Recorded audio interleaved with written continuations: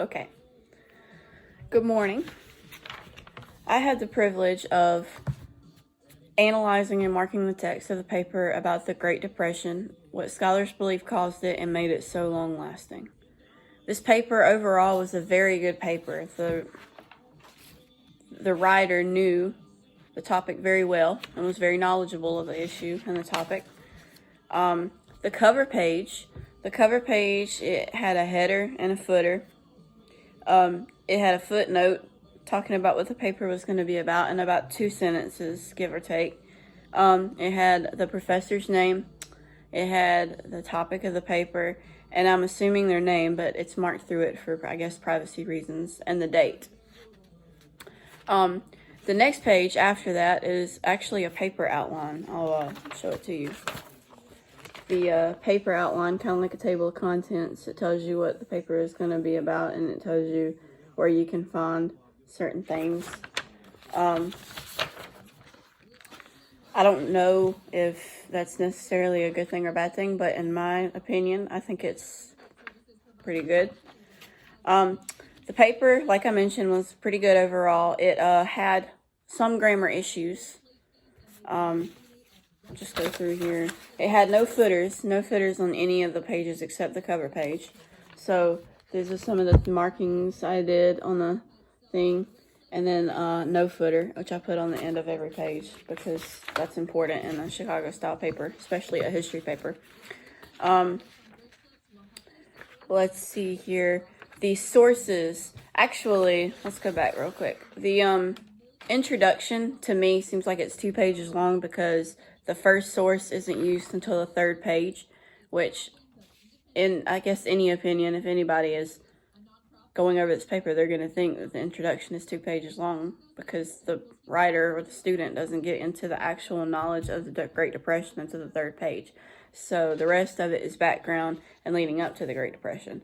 So, let's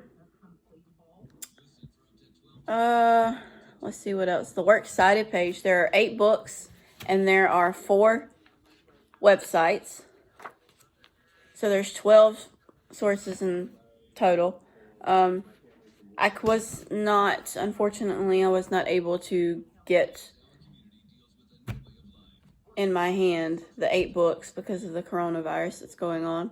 But, however, the 4 websites I did manage to track down, and they were all, except for one, 3 out of 4 were very knowledgeable and very worthwhile.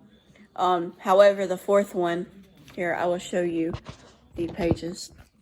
Let's see here.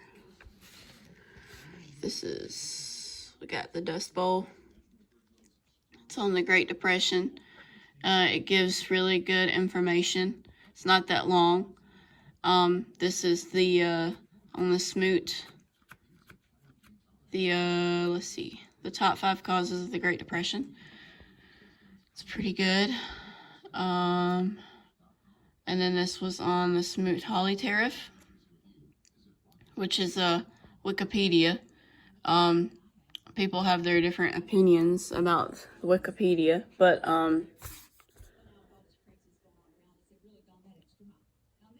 I guess it's preference. However, the fourth website that I looked up, it's kind of funny. It had nothing to do with the paper whatsoever. It was about nursing homes and retirement centers, which is not on topic at all.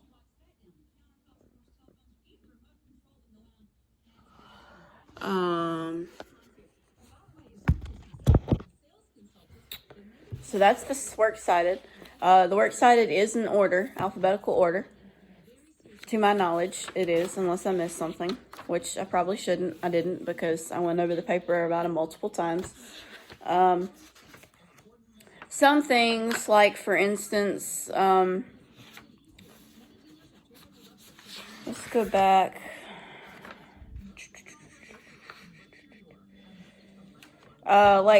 For example, on the 2nd page, well, actually, the 1st page, the 1st paragraph, it says that The Depression was a time where the economy was at an extreme low. It didn't explain or elaborate more on exactly what the Great Depression was. All it said was one sentence describing what the Great Depression was. So I put on the side and I underlined it and I said explain more. Another thing, talking about the stock market crash, the Depression did not just affect people in certain cities and towns. It affected the entire United States. Banks were collapsing across the United States. Thousands of people lost their money when the stock market crashed. So obviously, like, what kind of people? Were they like wealthy people? Were they middle class people? Were they, I mean, obviously not poor people because they didn't have any money to invest in the bank, but elaborate a little bit more on that. Let's see, I wrote some notes down on the front. I don't think I put this in the PDF file whenever I scanned through the paper. Maybe I did, maybe I didn't. But all the findings that I found that would help me in my paper and to help me understand the paper better. Like example, there was no footers. It had a research paper outline, which in my opinion I find very helpful. There were no actual quotations. It was like they're either very good at paraphrasing or they just plagiarized. Either one. Because, for example, here I have the sources highlighted so I know where they're at. Here, but there are no quotations at all. None whatsoever. It just, I guess, paraphrases it. That's all there is. And then it's the source and quotations. But the sources are in the paragraphs, but they don't have no footers with the citations. Let's see. It has page numbers in the top right corner. So the header, that has the page number. I'm guessing with the student's last name because it's marked out, like I mentioned before, probably for privacy reasons. But yes, each page does have that. Each page, even including the works cited page.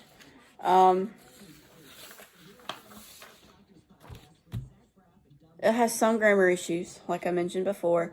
Some things were repetitive. For example, towards the end, when it got to the school of thought and all that stuff about the economy, talking about the excess, conservative, convergence, Keynesian, and the monetarist schools of thought about the economy, they use the word they too much.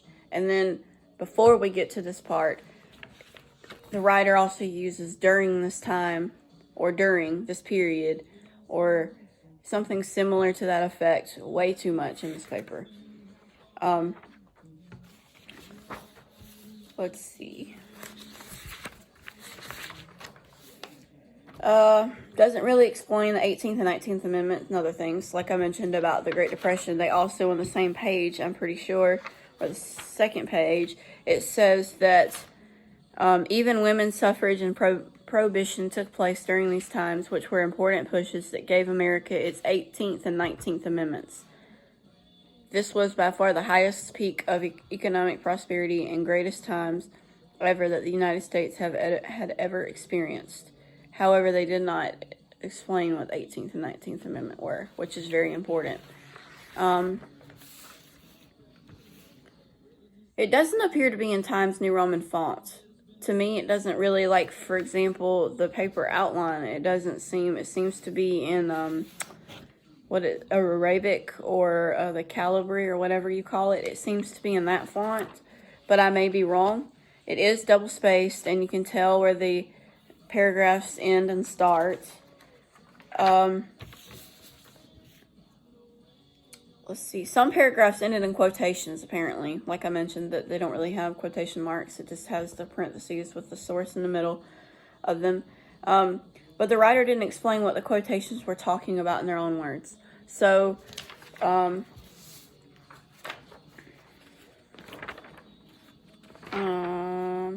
right here on this page, it's the very end of this page, right here. It ends in a quotation, and I would put explain the quotation because I was always taught in all my English classes, especially college, that you're not supposed to end a paragraph in a quotation, but you're supposed to elaborate on what that quotation mark says. You're supposed to show that in your own words what you think the quotation mark means.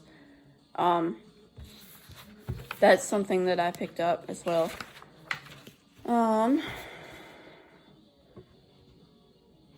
That's pretty much it. Like I mentioned, the writer does have an overall sense of knowledge over the Great Depression and what scholars believe may have caused it. It states a pretty well thesis, and it does a very good job of using debate to let you get some knowledge about the topic. Just some minor things that the writer needs to work on. I guess they need to work on their footnotes, their footers. They don't have any footers. They need to work on their in-source citations, in-text citations. They need to put the quotation marks, and they need to cite them at the bottom of each page. Need to work on not using the same word or phrase multiple times in the paper. And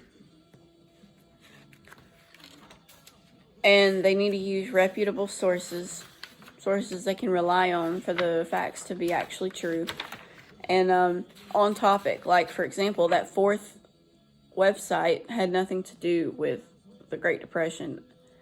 It was about seniors and quality assisted living centers and nursing homes, retirement communities. That has nothing to do with the Great Depression, which I kind of laughed a few times at that, but I kind of got over that fact. So this is what all I found on my paper, and it was a very good paper overall, and I really enjoyed doing this assignment because I love learning about the Great Depression. So, thank you.